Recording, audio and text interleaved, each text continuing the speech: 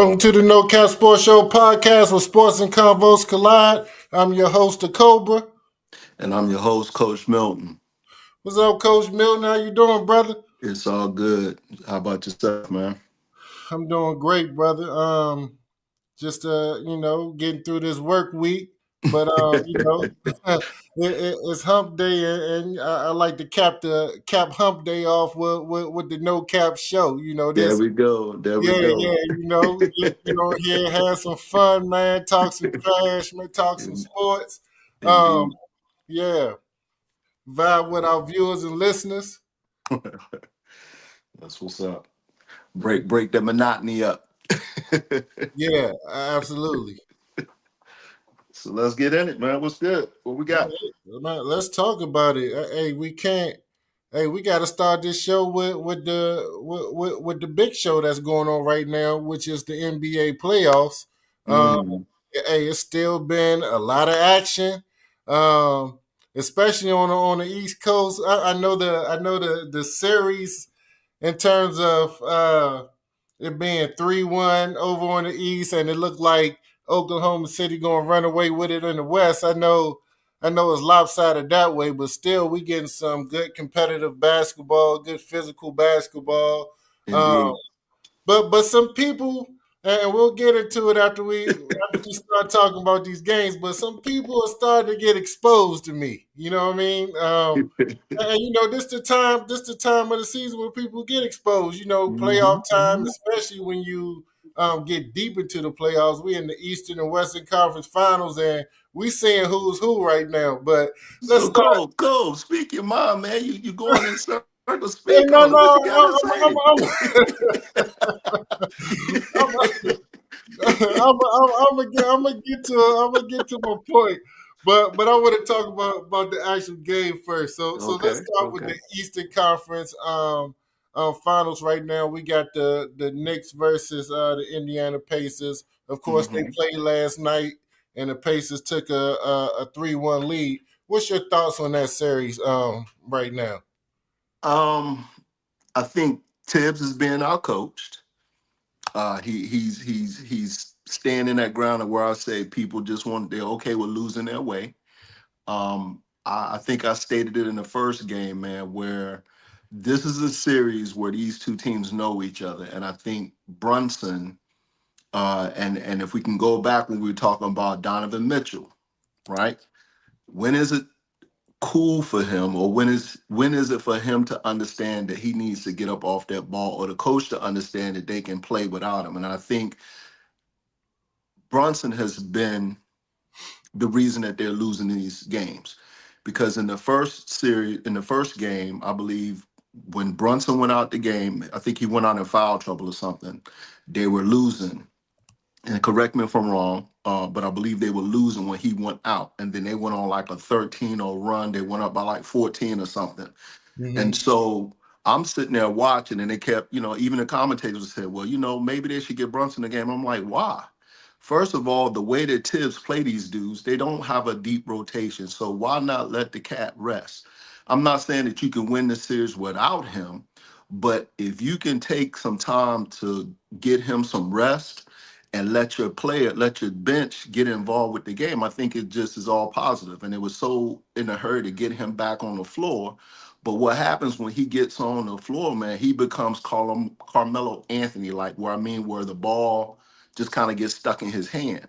Hmm. And I think that hurts that team because now you have a team like Indiana that can play him and keep everybody else not involved. And it just hurts that team. And you just see people just kind of standing around, and he's going one against three, one against one. And I think somebody said something about it too, where he does a lot of unnecessary stuff where he's kind of a bigger guard, and he Hmm. don't need to be asking for screens, man. Just take the dude off the dribble and go. And I'm always wondering again, like some of these coaches not watching, like he's a dude, man. You can just trap him coming across half court and just mess up the flow of everything. And you just watch him dribble into trouble. And I'm like, just if I'm a defensive team, I'm just trapping him, get the ball out of his hand and let him stand over here. But I think between him and Cat, man, Cat again gets into dumb foul trouble, like just stupid stuff. And I think that Indiana is really exposing them. And I think a lot of people are going to owe Halliburton some apologies, man, because I think that dude just had like a career day yesterday where he had a triple double with, listen, no turnovers, being Yeah, intentional with scoring. That's wild, man. So, and I think I was talking to my daughter about Pascal Siakam. You know, sometimes he disappears in games like this, but this dude, man, he don't realize that, hey, man, when we need a bucket, I'm a problem. So he just now he's like, all right, I get the ball, I'm looking to score. And he don't mind, you know, doing the little things. So I think between him and Halliburton playing like he usually does play, he's very consistent with how he plays. He don't need to score to win. He just needs to share the ball and do the little things.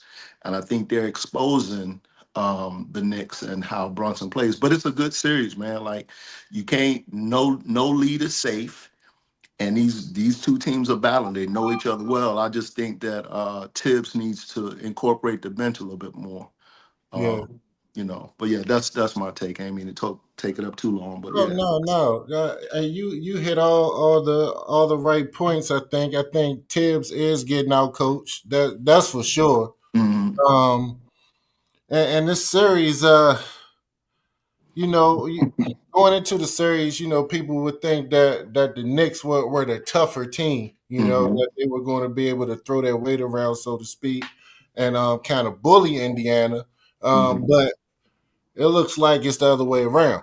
It looks Hmm. like Indiana is bullying the Knicks a bit, and they're deeper than the Knicks. Hmm. Um, I think their fast paced offense is bothering the Knicks. Hmm. I just don't. I think the Knicks is trying to keep up with that fast pace. But they can't do it. The Knicks is supposed to be a defensive team, but they look Not at all. weak. They can't stop nobody. Hmm. I'm talking about. I don't care if it's the first option for Indiana or the fifth option. They're getting what they want to get. Yep. You know Yep. what I mean? And that all starts with Tyrese Halliburton. Hmm. You know what I mean? He sets the floor for that entire team. He can get his own when he want to get it, and then he also makes sure his guys get the ball in the best position where they can be successful. You know what I mean? He got some shooters out there that's knocking them down. They getting wide open looks because of his playmaking ability.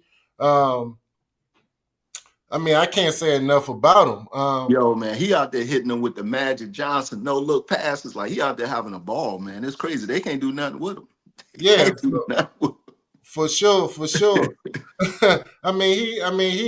He's quick, he's him. crafty. Hmm. He can shoot the ball. He definitely can pass the ball. His court vision is crazy. Hmm. He makes great decisions. He knows when to shoot the three. He knows when to Hmm. drive to the bucket. He knows Hmm. when to kick. His basketball IQ has been on display Yeah, um, for the entire playoffs, but yeah, definitely in this series right yeah. here. You can And tell he comfortable. He comfortable against New York. Very comfortable. absolutely. And then I'm looking at the other side. I'm looking at Brunson, who's a great, great player. We all know that. Oh yeah. He can definitely score the ball. But I'm looking at him saying, okay, when are you going to make your teammates better? I don't think he makes anybody around him better. He can put the ball in the hole. He's a bucket getter, but um, it's like a movie being replayed. You dribble, dribble, dribble, dribble, dribble, dribble, wait for a screen, dribble, dribble, wait for another screen, and then you make your move. But you're taking up 17 to 20 seconds on the shot Yep. clock. Yep. And if you do decide to pass the ball, the only thing you have to do if you're his teammate, you got to shoot the ball right Gotta away. get You it don't up. have Yep. time to do anything else. And then Yep. when they're going to incorporate Cat into the offense, you got to Hmm. incorporate him in. It's supposed to be a two-man game. I was gonna say why we don't see them run a pick and pop or a pick and roll with it. They don't play the two-man game. And then I think Brunson, I think they were saying, I don't know if it's through the series or just last night's game. I think with him on the floor and I believe Mikal Bridges, I think Brunson was like a minus 16, even though he had 37 points, and Mikal was like a minus 13. How you scoring all the points and you minusing? Like you're not, like you say, you're not helping your team. And you would think that they would, because I like, Cat can shoot that three, but I think Cat is a mismatch problem. They both are, but when you playing at the top of the key, man, like he you can't do nothing with him. So why they not doing it? I think he stands outside and just watches, and as everybody just watches Brunson playing. And I think again, that's just Tibbs just saying, okay, this is how we're gonna play.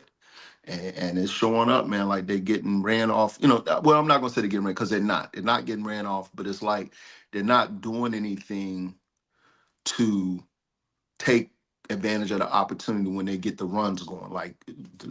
Especially last night, Indiana was able, whenever to get going, they would just get down and I think last night Indiana ran regardless. They ran whether they made a shot or didn't. They just took off running regardless. They didn't try to set up no half court offense. They just ran. And like you said, New York is not built to play like that. That's not their style. Yeah, I saw a possession, coach, where the Knicks scored. Indiana took the ball out and got a layup on the other end of the foul. I mean, I, that's not supposed to happen. nah. That's not supposed to Yeah. happen, man.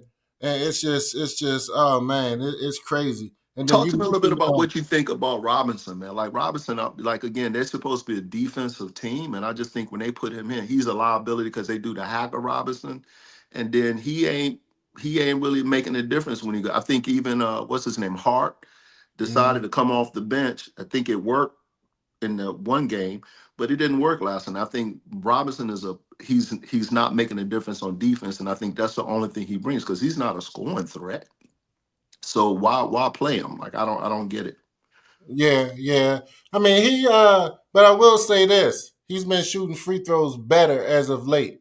Okay. He's been knocking them down. I know they showed a graphic where he was, I don't know, maybe 10 for 40 or 50, at first. But in his last like 20 free throws, he was like 15 for 20. Okay, that's So decent. so he That's started so decent. he started to knock him down. I think him not being on the floor last night hurt them a bit because Hmm. they didn't have a rim protector when Indiana went on that last run. He Okay. wasn't out there on the floor and nobody was protecting the rim. It seemed like anytime Indiana drove the basketball, they was getting layups or dunks. Hmm. Okay. I'm Uh, with you on no that. cap, no cap, viewers and listeners. We got tennis legend Jeri Ingram coming on the show in about 3 minutes, and we're gonna talk about some French Open. So y'all make sure you sit tight. She will be on the show in the next couple minutes. All right. Uh, but yeah, coach, and then you mentioned Siakam. He's playing big time ball. Hmm. And I mean, he's a champion. Yep. He's a champion, so he knows Yep. what it takes. He knows what he need to do to help his team. And Hmm. another topic about Indiana. So your thoughts? Is Tyrese Halliburton a superstar or no? I think he is, man. That the dude, man, he plays the position the right way. And so, is he a flashy dude? No. Is he the face? No. But the dude is definitely a superstar because I think that he helps that team win on different levels.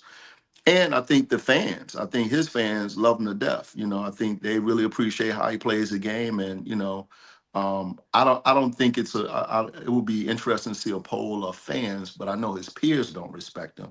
But I think he's changing a lot of thoughts, man. I think he's making people eat those words, man, because the dude can play. Like I think he's a superstar. You can't right now, if you had to say him or Donovan Mitchell, I'm taking Halliburton. I mean, I'm taking Halliburton. 100%. I'm Mhm. taking. Well, we see it live and in action. I'm taking him over Brunson. So I Yeah, mean, yeah, yeah. we watching that live. I think that Halliburton doesn't get the respect that he Hmm. deserves is because I think that we have an idea of what a superstar player looks like and Hmm. how and their playing style where he doesn't fit that image. I think it's optics with him. I think Hmm. it's the way his playing style. I think it's the way he speak. Hmm. I just don't Hmm. think people Hmm. give him respect. I mean, anytime you vote somebody like that the most overrated player in the NBA. Come on, man. From peers too, though. From Yeah, from peers peer. So too. you're not Yeah, speaking off that's you're not crazy. Yeah, speaking off facts. yeah. So yeah. let's talk about the Western Conference matchup before we bring Jerry Ingram onto the show. What you think about that matchup, the Minnesota Timberwolves and the Oklahoma City Thunder? That was tough, man. I think a lot of I know that OKC has taken a lead over this thing, and I think that um, from my vantage point, man, I think Ant, Ant Edwards needs to play a little bit more consistent, but he can't do it without Randall and Nas. I'm disappointed more in Nas Reed than I am Ant Man, because I think that he's getting double and triple team, but just like um just like Shay's getting double and triple team, but he has somebody to kick it out to, and it's different people. If he's on and Randall is on, it seems like everybody else is off. And then when the others are on, they ain't doing nothing. And I just think for Nas Reed to have a game, I think his best game was the last game, but he's like what 6 and 9, and then Randall had what 5 points last night. Yeah, he had That's four you points can't. at halftime. Yeah, and you can't win. And he looked like he was, you know, like he was upset that he was being sat down. But I'm like, bro, you ain't doing nothing. I think that's probably. I always felt when he was in New York, him and Brunson couldn't play together because he's a ball dominant player, Yep. and I think instead of him and Ant playing together, it is kind of like, hey, you take your turn, I'll take my turn, and it's hard to play like that with a team like OKC. Man, they're just too versatile. They got too many people that can play defense. I think they're just as physical. You got McDaniels that can play. You got Alexander that can play. So matchup wise, I think it's even across the board, but I just think that when Randall and Nas Reed doesn't show up, it's just a different matchup. Like it's hard to play that way. It's very lopsided. But talent wise across the board, I thought it was going to be a better matchup than what we're seeing. But OKC, man, they're figuring out how to play, and you can tell that they're trying to get underneath his skin, under Shay's skin. He don't care, man. He just calm, cool, gets to his spots. He make 30 points look easy, man. Like he ain't stressing. Even when he's struggling, you can't tell. He'll get off the ball. He'll figure out other ways to, he'll step back and let the others get involved, and then he'll jump in and get a bucket here or there. Yep. But they just seem like they're cohesive, man. Like they've been Mhm. doing this, and they're in sync with one another, and you can tell they enjoy playing. And kind of like Siakam, like everybody knows their role, and they're not trying to do more than what they're supposed to be doing and play your part. So Yeah. it's interesting to watch. It's interesting to watch. Yeah, yeah, I agree with you 100%, and I'm gonna keep it short and sweet, and then we gonna bring Jerry on. But I just think I know you said Nas Reed and then some of those role players aren't stepping up like they supposed to, and they not. And Mhm. Julius Randle, he wanted to be have a more dominant role on somebody's offense. He's the number two person on that team. You have to do better than 5 points in the Western Conference Finals game, and then you only had 4 points at halftime. So that means you only had 1 point the rest of the second half. Yeah. But at the same time, despite role players not showing up and giving you what you need, come on, man. I gotta put 16. the blame on Anthony Edwards, man, Mhm. because he's supposed to be the American face of the NBA, right? And I like him. Mhm. He has all the tools to be the best player in basketball, but it's something missing. I can't put my finger on it right now. I'm still thinking about it. Something missing, but I think the difference is right now we see SGA be a true superstar, Mhm.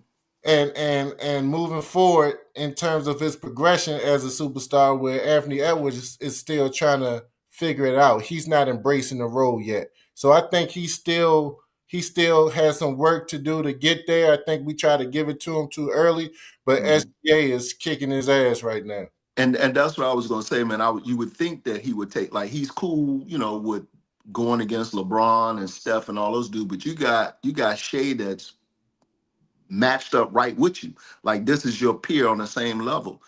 To Mm-hmm. me, and he clearly can dominate whenever he wants to. It's like he's not stepping up to it.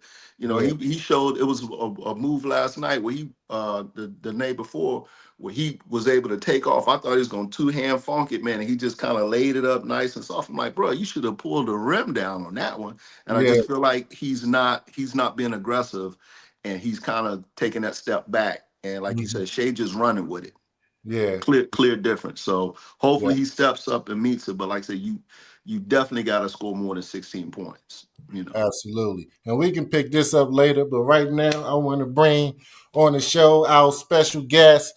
Really, she's not even a guest. She's family to the show. So we have tennis legend Jeri Ingram in the building. Welcome, Jeri Ingram, back to the show. Hello. Oops. What's up, How Jeri? are you? Can you hear Good. me?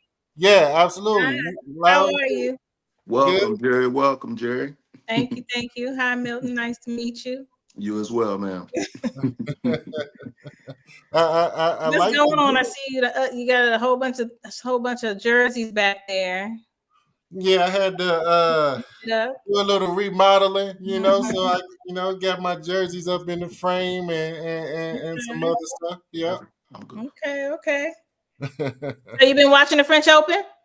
Absolutely. And Coach Milton said he been watching it too. I know you was talking about the Blake Shelton match, Coach Milton. Yeah, Yeah. yeah, man. So me and my wife, my wife really loves watching tennis, and she Okay. just threw it on. She was kind of working and watching halfway, and that Blake Shelton. What's the guy? I don't want to mispronounce again. Sagoon or Sangoon. I'm not gonna Um, mispronounce it either. Ben Shelton, though. But I am gonna say Ben Shelton. So I guess Shelton is ranked, and Sagan was he's not ranked. But when Mm-hmm. you watch those first couple of matches, man, he was giving Shelton the business, and Shelton pulled it out. But then they were talking about how I was sharing with Cole that they were saying that he's the guy that Sengon is the guy that when these guys feel like they want to go and see if they're ready to take on, to start being into these big matches, he's like that bridge player where he's good enough, he's skilled enough, and he has enough tricks in his bag to make it difficult. So when you watched him play, you could see it kind of playing out. And I think Shelton just kind of outlasted him because he had him frustrated. Well, I can Had tell Shelton. you, I always tell people either the best time to go to a Grand Slam tournament is the first 3 days or the Hmm. middle weekend Okay. because I mean, there's not much difference between the top 10 and the top 100. And what you have in those first rounds are some players that are real hungry, Hmm. get deep up in those rankings. They're Hmm. they're right on the cusp and they know. And that's like everybody's gunning for you. Hmm. If you're playing Ben Shelton in the first round, you have nothing to lose. Mm-hmm. So you're going for it, and it's better to go for it and maybe get it than to play it safe and don't. Because if you play it safe, you're not going to get the W on Ben. Yeah. Hmm. So, Hmm. but those players are hungry. And they're all good. I mean, you're talking about 128 players in the draw. So if you do the math and whatever NFL teams and NBA teams and baseball teams, I mean those are starting players. Those are not. If you're ranked 100, you are a starting player. And how many players I don't know start in the NBA on all the teams and NFL teams? You're a starting player. So Yeah. if you're the top 20, Nice. you're the marquee player for that team. But I mean, 20 and 2 is not much difference. Yeah. So it's Mm-hmm. just. So I suggest that when those top players go into the Grand Slam, that first night they need to get their rest. They need to be on it because Yeah. that Yeah. that might be a tougher match than the third round for sure. Hmm. Yeah. Oh, it And, was definitely tough. He had him frustrated. Definitely had him yeah. frustrated. And I think if any tournament or any surface Mm-hmm. you want to upset Shelton in the early rounds, I think that the clay court will be the surface because I don't think he's a great clay court player. I look at Shelton as hard court, Mm-hmm. grass, but I think the clay is where he's more susceptible to being upset. What's your thoughts on that? Well, I definitely think American players in general, the red clay, because over here we play on the hard true, which is more like a green clay. Right. That clay, the first, especially for African American players, the first thing it does is it mediates speed. The ball slower and it bounces higher. So any advantage, or not any advantage, but the advantage that we have over the players when it comes to the speed, that right there is marginalized. And so, and a lot of times you'll see that that our players, and it's not only the African American players, but the American players in general, because we don't have a lot of clay courts here. So they don't really practice on it or grow up on it. So if you can get a player that has a ranking like that and early, I mean it's kind of like a gift too. Like, okay, this is a great. If I have to play this guy, this is where I want to play him for sure. So Ben, I'm not. I mean, I want them all to move forward. So I'm not gonna call anybody's name out, right? But yes, you're absolutely spot on with that. For sure. Yeah, and I was kind of speaking from my own experience because I remember when I was a young and playing tennis in juniors, I was terrible on clay court. I hated clay court. Anytime we had the junior nationals on clay, I lost in early rounds. Set by second round, I was out of there. You know what I mean? So it was so like much. put you back on some hard court so you can get that ball moving. Yeah, absolutely. And then we got another American player who we had a lot of hopes for to making a run at the title, or at least to get to the semis. Is Fritz? He came into the French Open at as a number 4 seed, and he's out of there already. I think he lost to a German guy, Altmaier, but he lost in 4 sets. I mean, I know it's tough.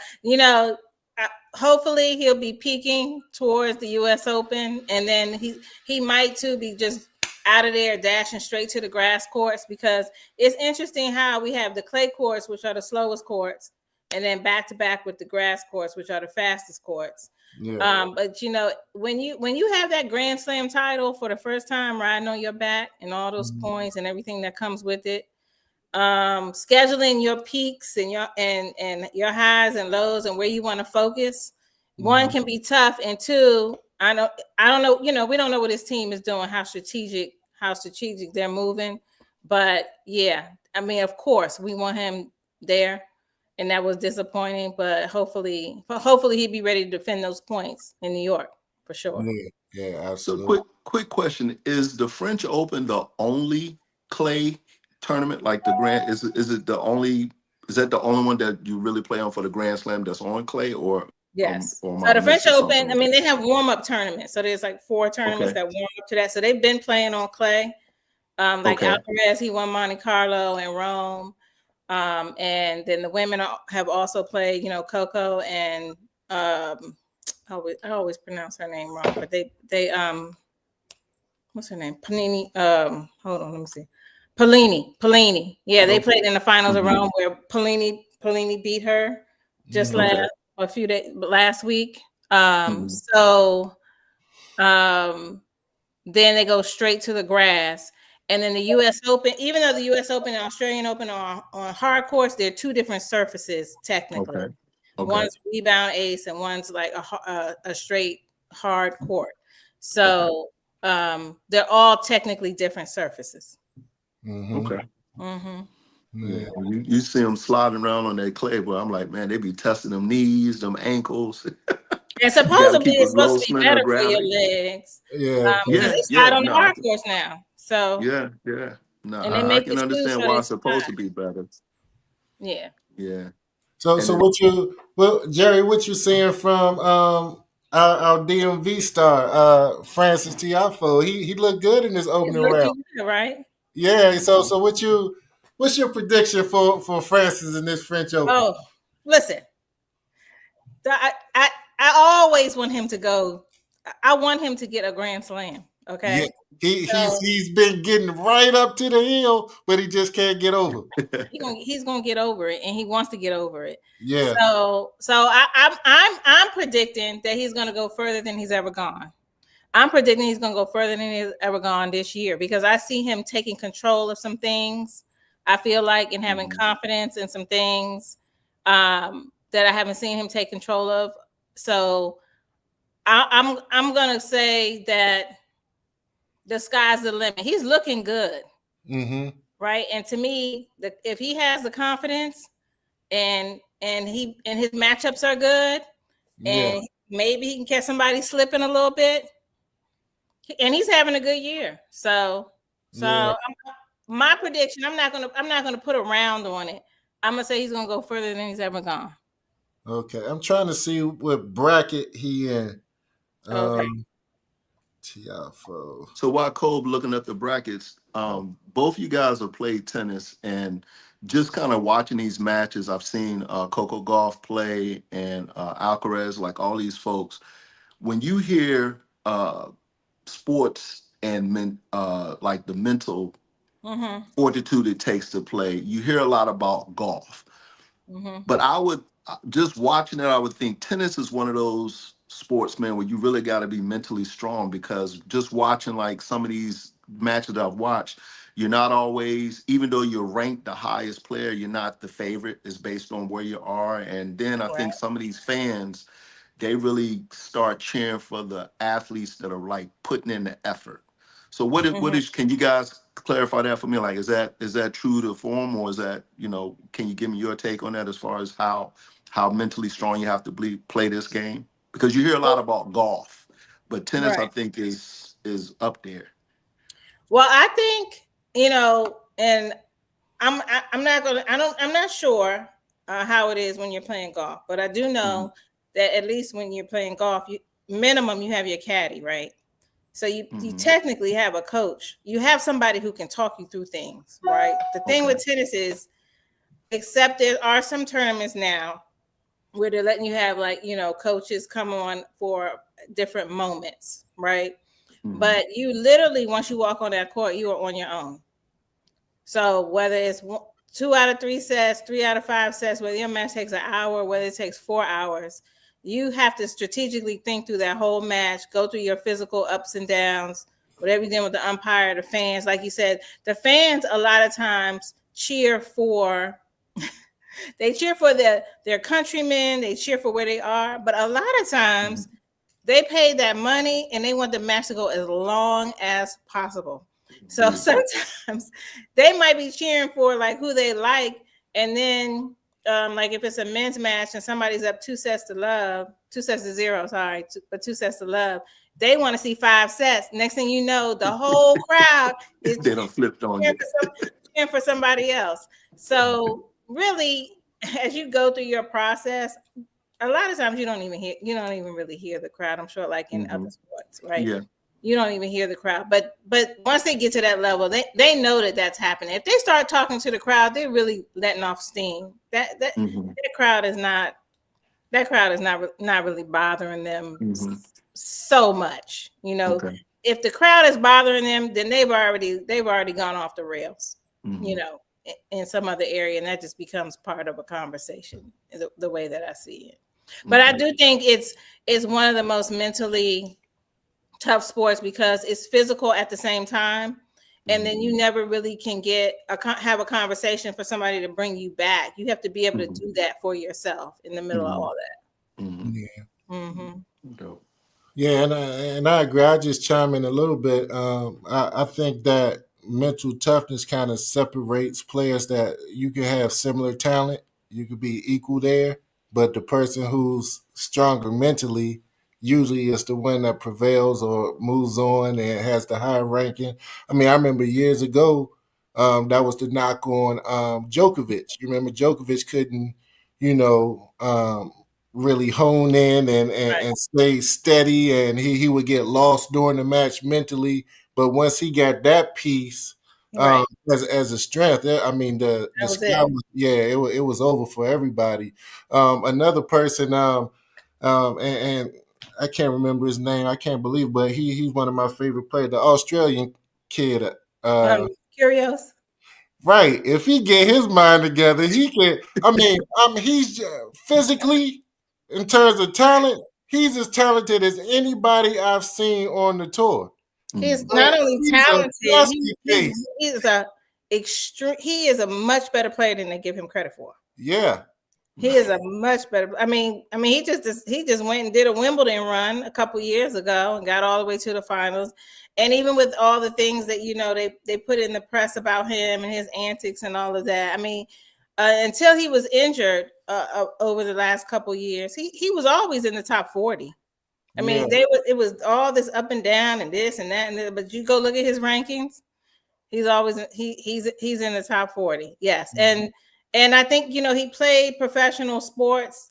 I think it's soccer, basketball, and tennis. And so the focus too is kind of like he knows, I feel like he could be playing another sport if he wanted to, or he could be doing this and the endorsements in Australia just based on the fact that there's not many like him are just out the roof. So it's just kind of like he's kind of taking advantage of it in different ways. But I would agree with, and then another thing too, like Osaka said after she lost in first round, right? She's like, I'm going to go down as the player who's won a minimum of 4 Grand Slams, but can't get out the first round of the French Open. So to me, that's she said that immediately, which means that was on her mind going into the match. Yeah. Right. Some people just don't like to play on the red clay, or they don't like to play on the grass. That part I'm not sure with each player, but definitely you can get in your own head and then that's it. Yeah. It was another upset. I think somebody that I had at least getting to quarters at least was Medvedev. Oh He went out in the first. I was surprised by that. That was a big. I'm glad I didn't put money on. I was gonna put money on. I was At gonna least put the money first on round, right? Yeah. But sometimes he's winning a Grand Slam. He's in the finals of a Grand Slam winning, and he looked like he don't even want to play. To me, he's tricky. Yeah. I don't know if that's just his disposition, or I don't know if he was injured. I don't know, but the first round, that was kind of shocking for sure. Yeah. So on the men's side, Jeri, who are your predictions? Who you think? Let's say who you think your top 4 will be as far as making it to the semis, and ultimately who you think is going to win this whole thing. Ooh. Okay. Well, I have to go with Alcaraz. I'm gonna go with Francis. I'm gonna go with Ben. But I have to go, and then I'm gonna figure out who my 4th one is. But I have to go with Alcaraz because maybe, of course, Sinner. I don't know if you've been watching Sinner. Yeah, he's number 1 now, right? Huh? Sinner's number 1 now, right? In the world. Yeah, yes. yeah. But I don't know. We'll have to see how he does on clay. Right. But Alcaraz won the French last year, and then he just won the 2 tournaments, Monte Carlo and Rome, coming up into the French Open. He's 15-1 on clay. So talking about put your money on something. I don't know what the odds are, but yeah. Right now he can't lose. Yeah, when he first came on the scene, I was like, that's little Rafi Nadal. I was like, he's the next Rafi Nadal. I thought he was going to just be a dominant clay court player, but surprise to me, he's great on all surfaces. He's a great tennis player. He's still a young boy. What, he's 21? Yeah, he was hitting all the marks when he was 13. Like when he was young, he was hitting all the marks. Like a Nadal, like a Novak, like a Sampras. Like, there's some marks that these players hit. He was hitting all those marks. So the tennis community has been, as long as he stayed injury free, they were gonna see great things from him. Yeah. So yeah, I'm gonna pull for Ben and Francis. I think they're in the same side of the bracket. Oh, okay. They're down there with Alcaraz. Huh? Oh, They're down there with Alcaraz. Alcaraz the 2 seed. I think they're in that 2 seed bracket. So is Alcaraz considered the favorite to win this? Because he won it last year, right? Last year, and he just won the 2 tournaments coming into the French. So Monte Carlo. Okay. Alcaraz a bad boy. Yeah, he is. Yeah. He's also funny, a nice kid to watch play. Yeah. He definitely has all the skill set. And he's looking good. He's looking good. I'm rooting for my favorite. I'm a Djokovic guy. Right. Mhm. Okay. I root I for mean, him, but he's been I'm not struggling mad for a at it. while, huh? I'm He's not been, mad at it. yeah, but he's been struggling lately. I don't think he won a tournament in 2025, has he? I haven't. No, well, I don't know if he hasn't won a tournament, but he hasn't won a major. But what I can say is, you know, these young bodies with these skills, and they kind of come up playing the current game. He's adjusted his game throughout these decades, Mm-hmm. and Is he is he time. the oldest? Is he the oldest I don't know if male? he's older because I saw Wawrinka was out there. He's in the third round. Oh Wawrinka, wow. he's Okay. still playing, and so no, I don't think he's the oldest, Okay. Yeah, but I well, do think I know Wawrinka. He's pretty old, and then what's the black guy from France? Monfils, Monfils. Mafi. Yeah, Yeah. I He's mean, I would love to see him go far because he's in his country, yeah, and he's another one that he's gonna give you a show. absolutely. Yeah. Um, Listen, he was like, I don't have a coach. He was out there for a while without a coach. He's like, I don't need one right now. Let me do me. But they got some funny videos and memes of him on TikTok and other stuff, man. It'll have you cracking up laughing. So, hey, whenever you get a chance, Coach Milton, go Okay, to I'm gonna go TikTok. look at it. Yeah, pull it up. I don't care what they He say got about people that never watched tennis it. before watching tennis because of him. Okay, Wow. okay. Okay. I definitely have to watch it because every time I hear him talk or hear him talk about something that he wants to talk about, I'm always cracking up. You need that out on the tour because I'm trying to You tell do. you, it's not like you get to you're not traveling with it. You have your team, but you're not traveling with all these personalities, right? You're traveling with the people who are there for you, and Yeah. you need some of those antics out there. We need to loosen it up with him. Yeah, he get the break dancing out there on the court, all that, man. He's All of it. definitely a showman. He's a He's like, showman. listen, y'all, I'm bored. What are we doing out here? But listen, I'm going with Pelini for the women. On the Now, women's I side, know, okay. I know, I'm. It's a long shot, but I'm going with Pelini, Coco. That's my two kind of like, and then of course you got So just to look at so Sabalenka. just so just with Coco to me, and again, you guys are this is what you guys do. But Coco to me seems like she gets frustrated, like she can't get. I watch her play sometimes, and she doesn't have a poker face. Even No. when she tries to keep a poker face, you can see her eyes trying to work, try to figure out what's going on. I think can you guys tell me, is that how you guys feel that that's the difference between her and kind of getting to that next level? She can just kind of get a hold on a mental piece and not get so frustrated with what's going on around her. Because she'll play good, you'll watch her, she plays good for one tournament and then or one match, and then the next match. The last time I seen her play, I think she played against a girl that eventually won it all, or they were in the finals and the girl beat her. You could just tell she couldn't get out of her own head, man. You could just see her thinking. And so, is that the difference between her getting and being consistent, or is it just the competition? Because it is a lot of competition out there. Well, Coco is young. Okay. Okay. So you're talking about I know you could tell me how old is Coco exactly? Good gracious, what is going She early 20s. I know that. I can't tell you exactly. Barely. Okay. So I think kind of like when people talk about Francis and they how he uses the crowd and himself and his emotion to motivate Mhm. and get through situations. I think that people are channeling their emotions differently now based on how this generation has come up. And Mhm. the poker face is fine, but I also think that they don't necessarily process the way that the tennis culture has kind of gone through the decades and through the years, Mhm. Mhm. no emotion, no this, no that, Mhm. right? Mhm. And that I think doesn't serve everybody well. Mhm. And I Yeah. definitely don't think it serves our community well. Right. So I do think some of it is she's trying to figure it out, and some of it she just needs to get it out. Mm-hmm. And she's fine with showing her emotions because she, in her mind, she's like, my emotions are not determining how I play. Unless she gets, I know there's been times where she's gotten really mad and it's actually been to her detriment.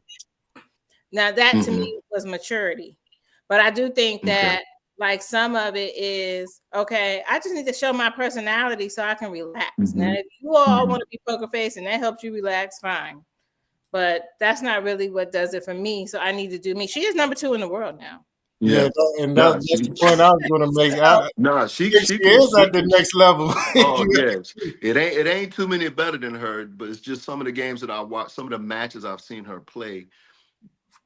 You kind of described it better than what the question that I asked is that I feel she's kind of struggling with how she wants to represent herself out there because you clearly can tell she has, for her to be so young, you can see all the potential of her just kind of going to a whole different threshold. And then, like you said, you can see her with the maturity where she gets like she doesn't know how to vent versus just saying, you know what, bump it, I'm just gonna go play, you know. Yeah. But yeah, there's no question I of the skill mean, set. and she might be trying to hold some of that ATL in. I mean, yeah, she might not want to show I too got to much, get right? some of this out. I know, listen, y'all don't even know I'm holding a lot of this in. So I got to get some of it out. So y'all saw that, and believe me, there was more. But, you know. Yeah. With Coco Golf, I mean, like you guys said, she's number 2 in the world. She is a Grand Slam champion. I think we just let her progress the way she's going to progress.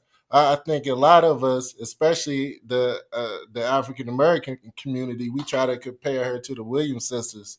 Um, Now that she's a top ranked player, U.S. and she's black, we want to see her travel at the same speed that Serena did or Venus did. And you just can't do that. You got to let Coco be Coco and let her, progress the way she's going to. She's a great player. She's going to be great for a very long time.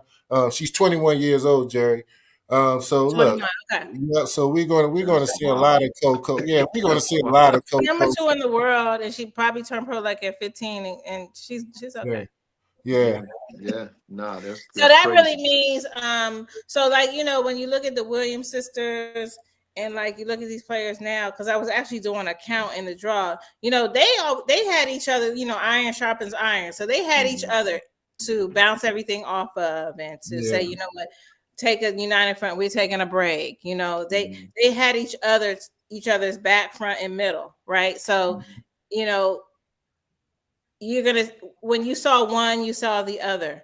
So, but then you have the players that are coming through, and when they came through, there probably was maybe, I don't know, 5 black players that we recognized, but everyone was talking about them that were always in the draw. But I did a count. So now we had 8 in the draw, women. We had 8 women, but we had 1, 2, 3. Oh, sorry. We had like 19. Wait, 1, 2, 3, 4, 5, 6, 7, 8. Yeah, 19. I'm gonna include Osaka, even though she say she's from Japan. That's fine. But we had like 19 sister, but no, 19 Americans, which means whether no, but as far as sisters, we had 1, 2, 3, 4, 5, 6, 7, 8, 9, and that's not all American.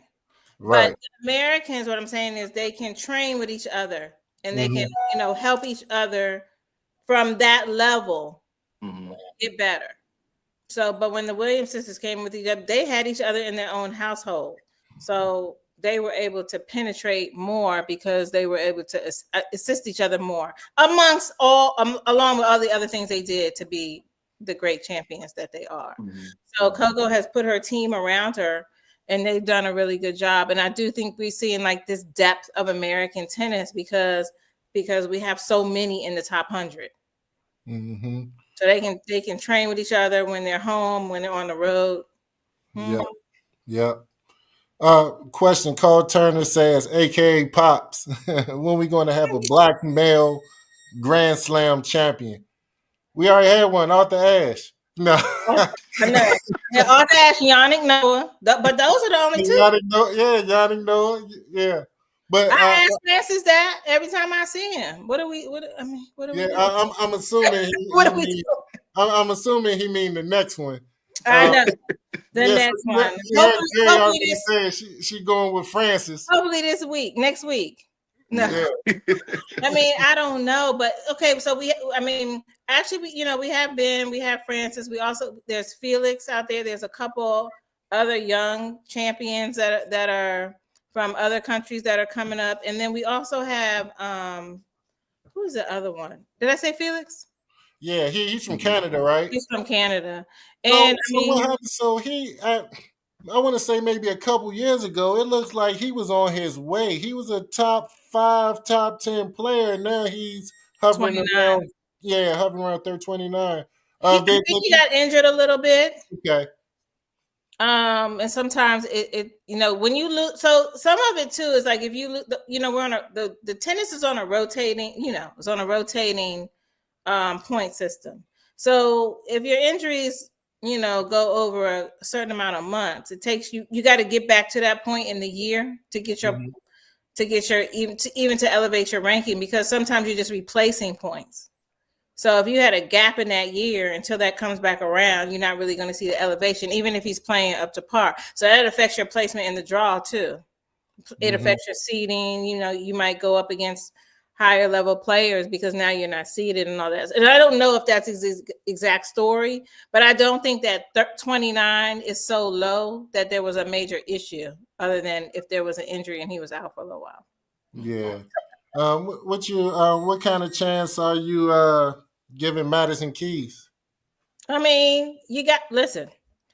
Right now, she's happy with herself. She's happy with her game.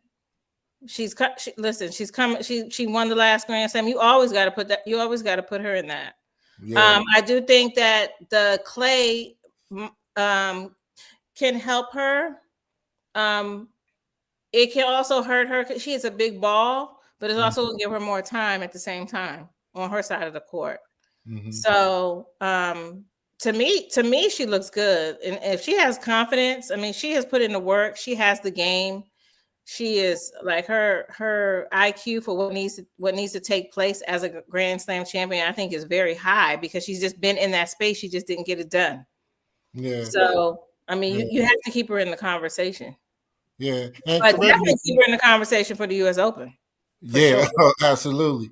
You put her back on that hard court, because I mean, she's almost won the U.S. Open like I don't even know how many times. Right. So yeah, and correct me if I'm wrong, Jerry. And this is for the viewers and the listeners. So on the clay court, like somebody like Madison Keys, I think doesn't her chance increase the further she advanced in the tournament, because doesn't the surface start to get a little faster as the clay start to wear? If you can explain that to our viewers and listeners. So any surface, whether it's hard court, grass courts, or the clay courts, they start to get faster due to the wear and tear on the courts, even though they do replenish everything. But there's less clay out there, even on the hard courts, because they're running back and forth in those areas, and they resurface the courts before every tournament. The grass courts at Wimbledon, as soon as that tournament is over, they replant that grass, cut that grass down. Nobody touches that grass until the next tournament. But then they're on that grass for 2 to 3 weeks. So it gets fat. It's just like any other grass. It wears down and it gets faster and faster. So yes, the further you go in the tournament, the harder the clay gets. The bounces start to be faster, and also the players start to get used to the situation of the clay, because now you put more miles on it. And even though they only played for a month on that clay, now they played every day back to back for 3 weeks. And so it's game on at that point. Okay. So just like we did with the men, give me your final four for the women's side, and then who you think ultimately will be the winner of the French Open. So my final four is Polini, Gauff, Sabalenka, and Hmm. Swiatek. Well, the Swiatek, she didn't get upset, did she? No, Swiatek. I'm Hmm. gonna put Swiatek in there. Yeah. I always I like my final. I'm gonna go with my final. Did I say it already? My final will be Polini. I just Pelini, yeah, think you said Polini. Pelini was your choice. Yeah. That's my choice because I Hmm. don't know. So first of all, I think she's underrated, even though she's four in the world. Hmm. They're not. I just the way she works that clay, the way she moves around on that clay, the fact that she just beat the number two person in the world on clay. Her, I love her mental. I think it's a great surface for her. I think it would be one of those things where we looked up and somebody won the French Open that we didn't think was going to win the French Open. Yeah. Now she got a lot of people she got to go through to do it. Yeah. But I think she's primed for it. So I'm going to leave it at that. Yeah. I think she's in Sabalenka's bracket, so they will play in the semifinals. I think she can upset Sabalenka. I think she can beat her. So I'm with you right there. I got Polini making it to the finals on her side of the. Okay. Yep. And then I'm gonna go with Coco, and I'm saying it with her. I'm not 100% with Coco, but I'm rooting for her to make it to the finals, and I think she can. But Swiatek has always been a kind of a thorn in her side. It seems Hmm. like she's a tough matchup for Coco, and Yes. Hmm. she's going to have to go through her to get there. So that's my only worry about Coco. Hmm. Well, once we get to the quarters of the French, we just always need to be worrying because those matches now you're tired. Well, I shouldn't say you're tired, but your body. I mean, you're used to the clay, but your body is those matches are longer Hmm. because they're slower courts. Your Hmm. body's wearing down, and when you need to get over a hump of somebody who's a thorn in your side, that's Yeah. a tough place to be. But it's also exhilarating. It's motivating. It's like you want to push through that. And Coco's a champion. She Right. don't let none of that stuff bother her, and she has a young body. Hmm. So okay, let's see. Text me next Sunday. Okay. And somebody we haven't showed any love to, and she's an American player. She's number Uh-oh. 3 in the world. Is what's her name? Is Pagula? Pagula. So Pagula, yeah. I love Pagula. I love the way she has fought through her, and I know that she is, the family she's from and everything, and people tend to think that maybe her road hasn't been as hard, but nobody can win those matches for you. Don't matter what your last name is. It don't matter none Hmm. of that. You got Yeah, to go out there and win it. She got a solid game, and Clay could be good for her. Yeah. It I think doesn't I help think I her. saw her. She's one of those. I think she's favored. That she's like high in the favorite. I saw a name when yeah. I was She's the looking at third. it. She's the third seed in the tournament, coach. So Okay. she's definitely somebody to keep an eye on. Okay. And that Okay. that bracket down there with Coco Golf is rough. You That's a got I think rough that's a bracket. good Yeah. call, though. I yeah, think that's a good call on that Pagula. So we might have to put an asterisk by that one. yeah, Hmm. yeah. So I'm let's predict Hold Coco on. and Pagula matchup in the semifinals. Let's predict that. Who? Coco and Pagula match up in the semifinals. Let's make that prediction. So we're gonna take Swiatek out of there. Yeah, take Swiatek up out of Okay. there. Okay, Yeah, we're gonna do they that. go One they thing go she gonna leap that hurdle right there. noted. Yep. Okay. Yeah, Swiatek, she gotta go. Okay, she's gone. So that was Oh, easy and enough. my That was oh, Madison Keys down in that bracket I too. know. I That know. is Listen, crazy. it's tough, and those matches are gonna be long, and they're gonna be grinds. There's gonna be some good tennis. Now That's some good that's gonna be some tennis. good Yeah. tennis to That's some watch. good tennis. Yeah. If you want to fly over to Paris, and just make it a weekend, that's gonna be some good tennis to watch. Yeah, yeah.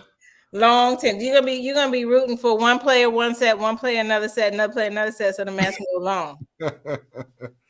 So ultimately, who you got winning it all? Alcaraz and Pelini. Alcaraz and Pelini. What about you, Coach Miller? Who you got winning it all, men's and women? I would say Alcaraz and Pagoda. I just reading up on her. She just seems to be that dark horse. Even though she's ranked, I think she's kind of no one's really speaking on her. So that to me, those will be my two. Yeah, And then we also have to know that Taylor Townsend is #1 in the world with her partner in doubles, and Pelini is #2 in the world with her partner in doubles. So we could also have a nice little show there too. Oh, Pelini might be walking away with a couple pieces of hardware. Listen, yeah, the hardware is nice, but that direct deposit's even better. I know that's right. Yeah, yes, for sure. The hardware is nice, but I feel you on that. And so I'm gonna go on the women's side. I'm gonna go with my heart and say Coco Golf. Okay. So I'm gonna go with my heart, even though I wouldn't be mad. I wouldn't be mad. I'm just like looking at it. Even though if when I put my money on it, I don't think I'm gonna put it on Coco, but I'm rooting for it. That's my and you know what? That's a smart thing to do on clay. Yeah, because we got Wimbledon coming up right behind it. Right. And then next thing you know, we'll be in New York. Yeah. And then on the men's side, I think the safe bet is Alcaraz. He's dominant on. Yeah, on he's that strong, man. He's strong. Yeah, and he moves so well. It's like he frustrates you because he gets to every ball. Yeah, he looks fresh. Other people look like they like wore out. He's look like okay, done. Yeah. That's some young legs, man. He run all day. Mm-hmm. Yeah. Okay, so Alcaraz and golf. Alcaraz and golf. Okay. All right. We'll see. We'll see. We'll keep a tally. We will see who. It's fun though. Yeah, absolutely. So anything else French Open wise you want to talk about, Jeri, that we didn't bring up? Well, we saw that they renamed the stadium after Rafa Nadal, which I thought was very appropriate. I mean, they don't have a dominant French player. Like, we have our stadium is Arthur Ashe for a number of reasons. Mm-hmm. But if you think about it, if you can play any sport for 14 seasons, that's amazing. If you can win a Grand Slam 14 times and play 14 seasons. I think he played more than 14 seasons, but I think he won it almost every single year from the time he won it. I know he lost a few times. Yeah. So I think that was very fitting. I thought that was great for him to get his roses while he's still young and can enjoy the stadium and come to the tournament and do whatever it is that, they do when you're, Arthur Ashe has his stadium, but that was post, right? Yeah. So I thought that was great. Let's see. That's about it so far. That's about it. I'm wishing the Americans all the best because I know that they understand the odds. I know these players understand where they sit in this. And I'm hoping that their teams are putting systems in place that they can maximize their wins there, so they don't have such a peak in their season at the French. So I'll be watching that. So yeah, I'm happy to see all the Americans we have in the draw, which means their rankings are elevated, and I'm happy to see as many Black Americans. And we have some young ones coming through, and we need that. So, we don't want Coco and Francis to have to carry this. I mean, they're carrying a lot on their shoulders, and we don't want them to have to carry it all by themselves. So I'm glad to see there's a lot more coming through. Yeah, absolutely. I'm looking forward to a fun tournament. It's going to be highly competitive. So be glued to your TV. If you're not going to jump on a plane and go to France. Yeah, right. Yeah, be glued to your TV. But if you think about it, you got Monte Carlo, then Rome, and then Paris. I mean, it sounds like a nice vacation, doesn't it? Yeah. You got to plan for that, though. I know, right? But I mean, All right, You can bring before we get out of here, the fans, we have a fans question of the day, and I know Coach Milton, we talked about it for a second offline, but the fans want to know did Travis them Hunter, to know. yeah, Oh, okay. so did Travis Hunter, newly drafted NFL player, superstar player. We projecting in the NFL. He just married his longtime girlfriend, Leanna Lene. And you know, there's been a lot of conversation about those two for the past year or two. Um, and so they got married.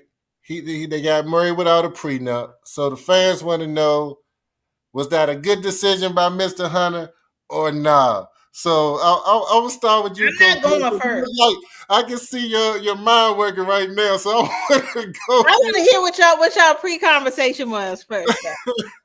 So I want to go ahead and start with you, Coach. What you thinking?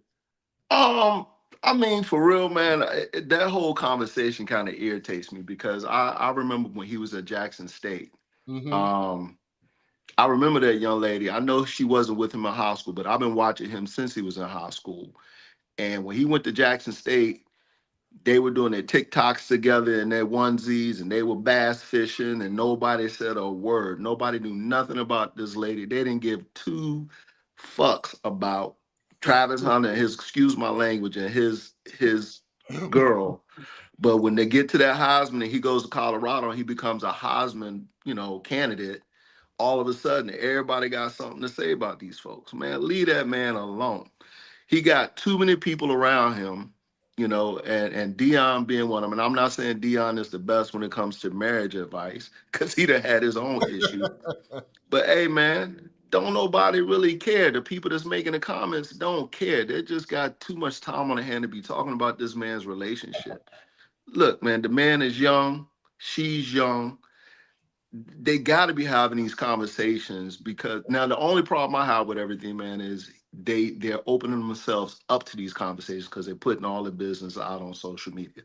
So for me, if you're gonna put it out there, you got to be expecting all the craziness to come with it. So I just wish they would stop posting so much so people can leave them alone.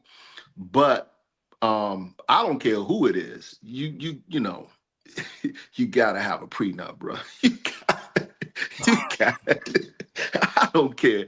Man, hey man, come on, man. Hey, come on, man. You gotta have a prenup. But at the end of the day, hey man, he seems to be in love with her. They seem to be rocking through all the craziness. Oh boy. Yeah, but I can't believe, because I can't believe he didn't on prenup. But hey, to each his own, brother. I wish him well. So Jerry, have you been following this story? So I have not been following it to the depths of going back to like all their TikToks and all their things like that. Mm-hmm. So just in a general overview, like to me, you have some options in life, right? So he's been with her since she was in high school, right? So and then they were in college together. So the question is the question, was it a good decision to get married or a good decision to not have a prenup, or which part of the question? What is the question? Let me Should we let gotten me married or before should we before gotten a before prenup? before I let's think let's I think it's a little bit both. One, should he even married her for one, well, and Cole, then Cole, two, you married her, but then don't get a prenup on top of that. hey Cole, can we I'm sorry, I ain't mean to cut none of you, but Yeah, let's you really good. let's really address the issue in the room. If Okay. she was black, would we be even having this conversation? Well, let's Yeah. let me say this. Let me say this. That regardless, right? But so he's he's choosing a family. Mhm. There are other choices where you end up with a family, but you don't choose a wife, but you have children. So at least they're trying. He's been Mhm. with her. The other option is don't be with her and then go into the NFL with the contract and meet somebody you don't even know. Mm-hmm. And maybe the same thing. I mean, at some point, he's either going to get married or he's going to have a family and not be married. Mm-hmm. So the prenup protects. We're assuming that the prenup should be in place to protect his contract, right? Mm-hmm. But the marriage protects the family.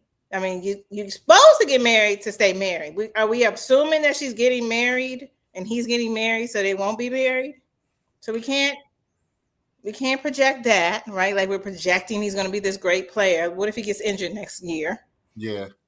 Technically, I think I was looking at both of them have, went to college. Both of them have great, they have like 4.0s and all this. So that doesn't mean that you're smart. Don't mean that you're not. But what I'm saying is, let's say he says, I want a prenup. Maybe they had these conversations like you're saying, Coach.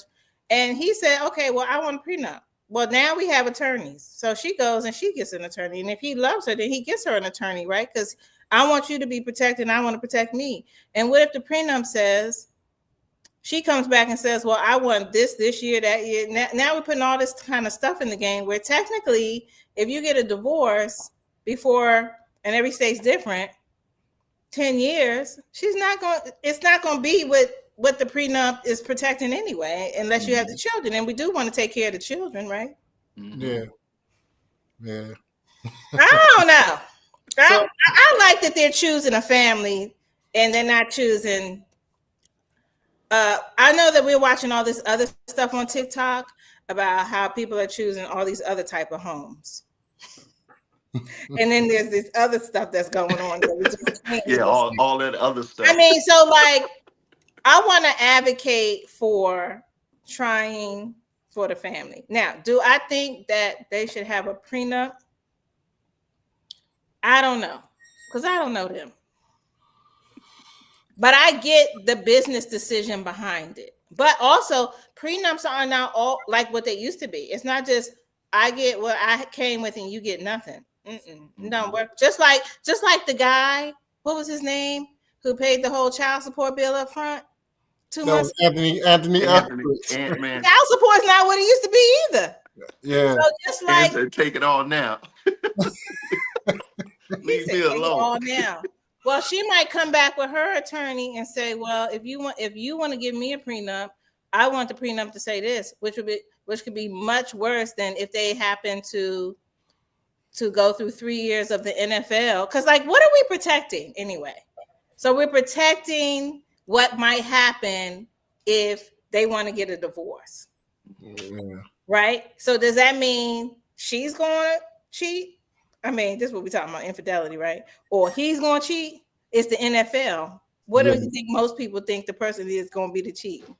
Yeah. Well. I'll say this, Jeri. Travis Hunter has been depicted as this goody two shoes right guy, and from all angles, from the outside looking in, he does seem to be that. But the young lady, she's been caught out there. She looked like she's for the streets a little bit, So, did she do something? Well, I'll say this because I don't know. So to Coach Milton's point, early on in their relationship, you didn't hear anything about it, right? But as Travis Hunter evolved into what he became as a college, superstar, he was a Heisman Trophy winner. Now you're high profile, just like a presidential candidate. You might not hear nothing about him until they decide to run for president. Now you got all that dirty laundry out, right? So now you get Travis Hunter and his relationship out there in the street. So they, the social media, they undefeated.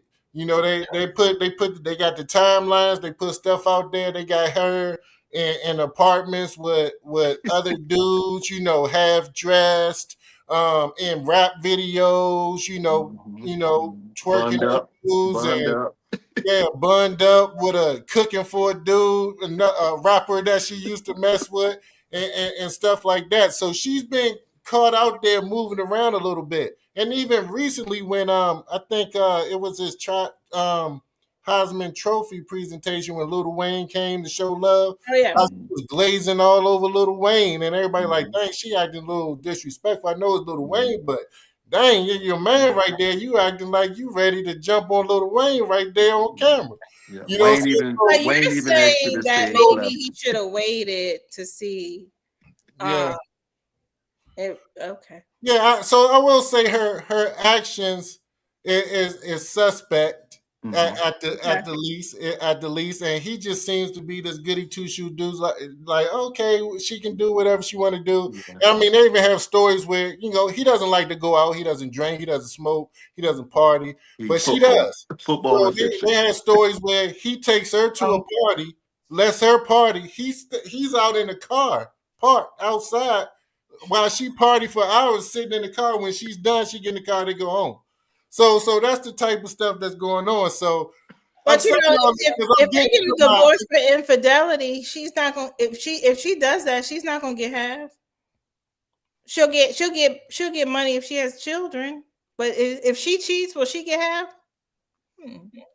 Will she? yeah, I don't know. See, I thought that But prenup. see, also when it comes to money, they have, if I'm not mistaken, because they've done a lot of streaming together. I believe they got money together too. So I don't, yeah, he has his football money coming up and all his NIL stuff. I'm sure all that's, Yeah, he came into but the NFL a yeah, millionaire but already. yeah, but And I'm this, gonna go they've with. done a lot of stuff. Yeah, they got a lot of So stuff I his believe people together. probably will protect him outside of a prenup. Yeah. yeah. So let me get to my final Yeah, thought say on what this. you really want to Yeah, say, Cole. because it's confident because it's controversial. Mm-mm. So Uh-oh. I don't see. I'm just thinking about the marital part and like yeah, you know so this is just a from the good black outside family looking home. in, and this is no fact to it. It's my conspiracy theory, right? Mm-hmm. So the prenup is he trusts this girl, right? The and so he doesn't. I think the whole marriage is a front. Just put it that way. Let's stop beating around the bush. I think the whole marriage is a front.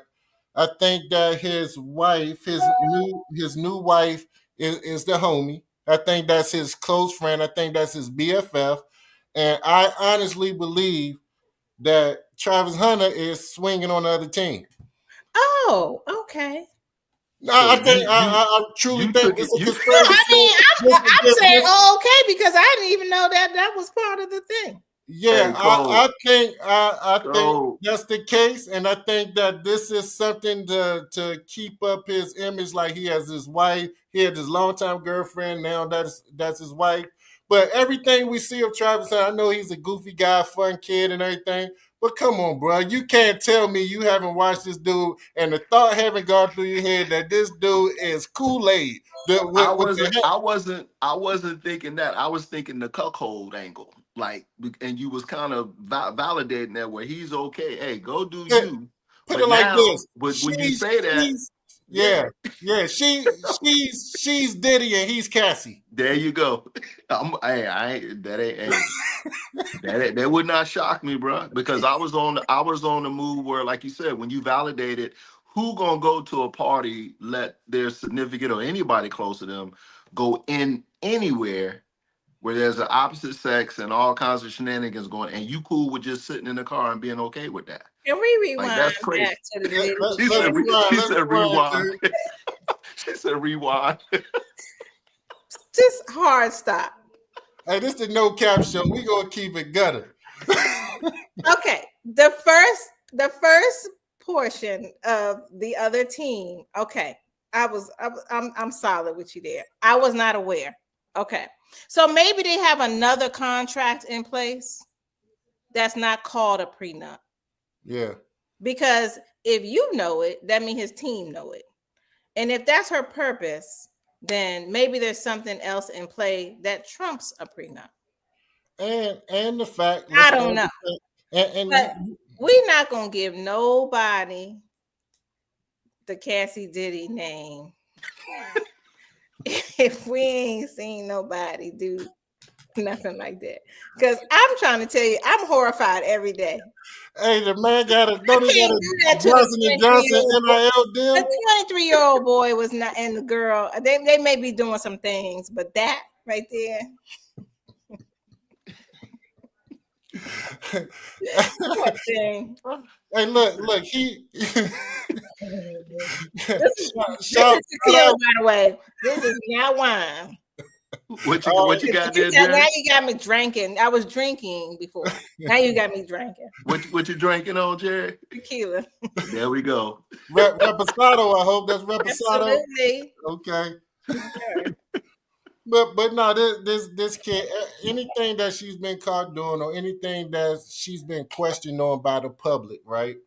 He hasn't had any issue with it. No issue. He None. stuck by her 100%. He supported her.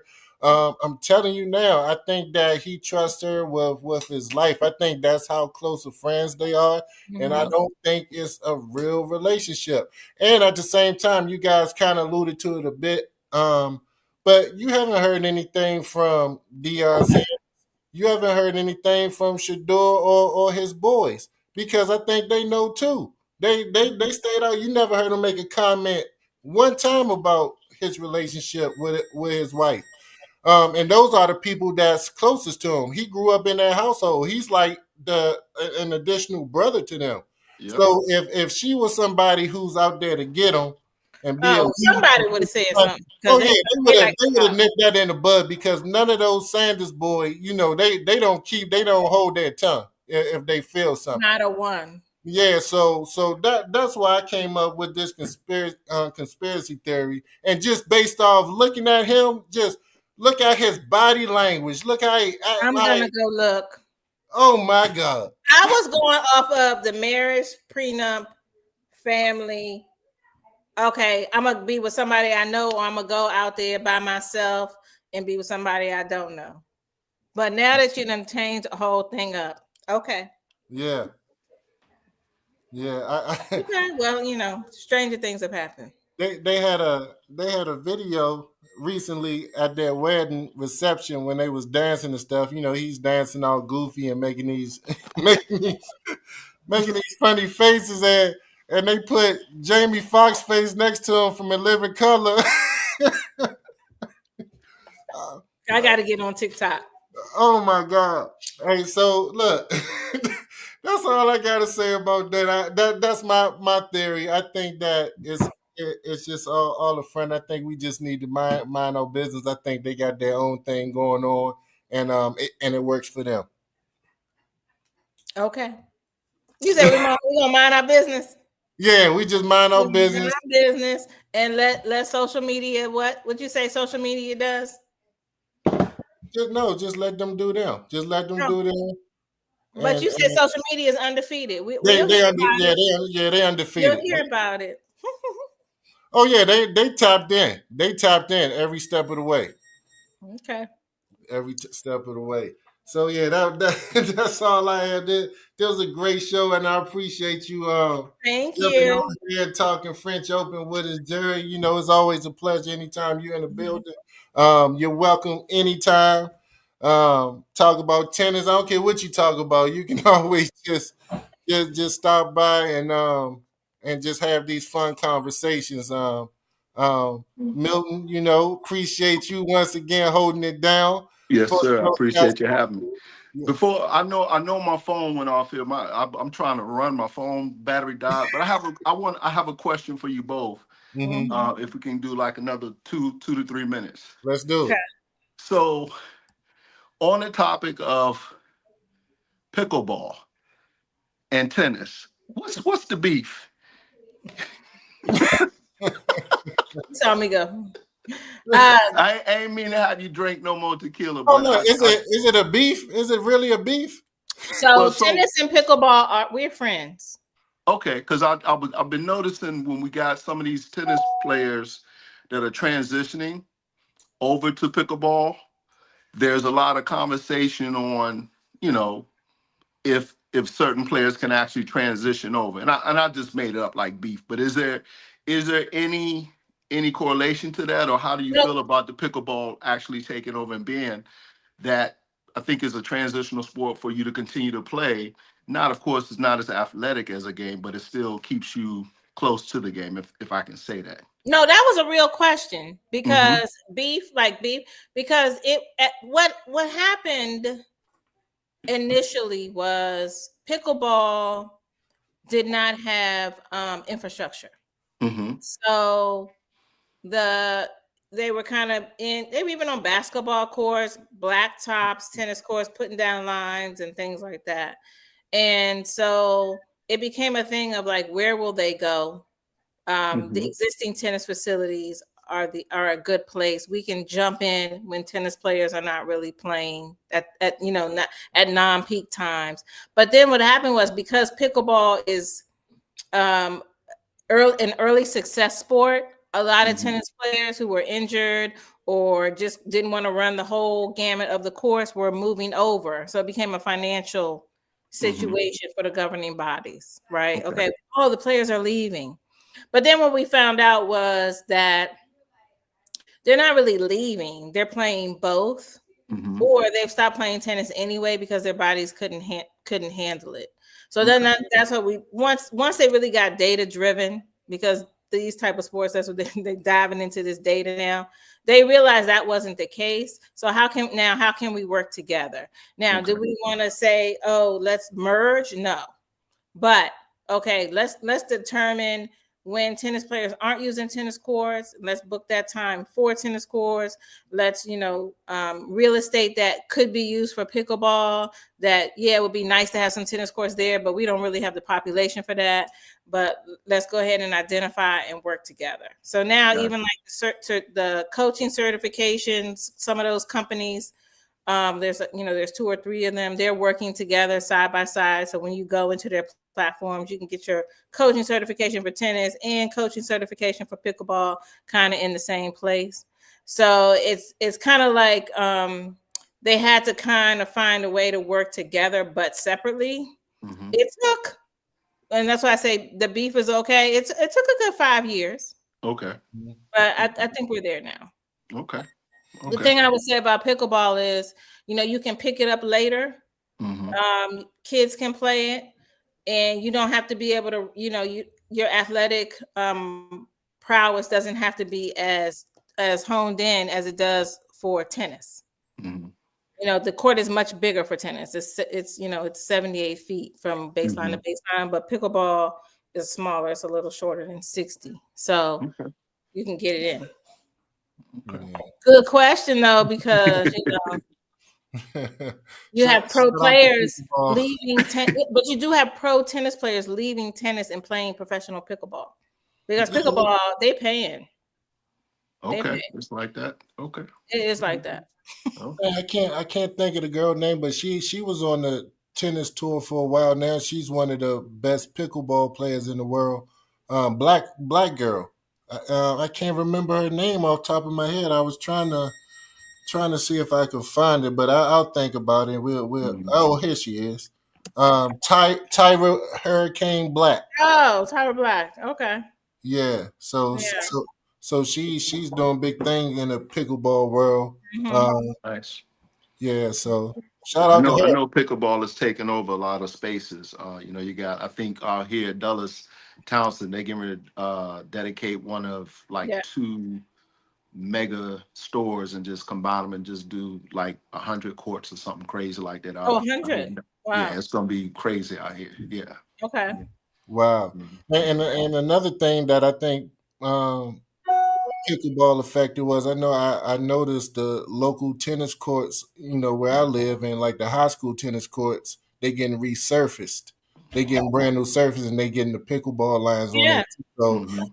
so that I mean that's a positive, And you Yeah. can Yeah. so you can put, like, for tennis, you can put 4 people on it, but Mhm. on that same court you can put 16 people on it. Yeah. On that So one court. On one court. yeah, because tennis you'll Oh, have you like the flip it. doubles and Okay. two, Yeah. two, Yeah. two. Yep. Got you. Okay. Yeah. Wow. So that's 16 people paying versus 4 people paying, Yeah. and that was the issue. Money moves. Money moves. All of it. All right, there it is. That's all we got for y'all today, viewers and listeners. Thank you for tapping in with us each and every Wednesday. Of course, we had the legendary Jeri Ingram in the building and, this tonight. I know you enjoyed her. Continue to support us. We're gonna try to give you that heat each and every week. Great topics, great guests. So see you next week, same time, same channel. We out. Okay. See, I Sports Show.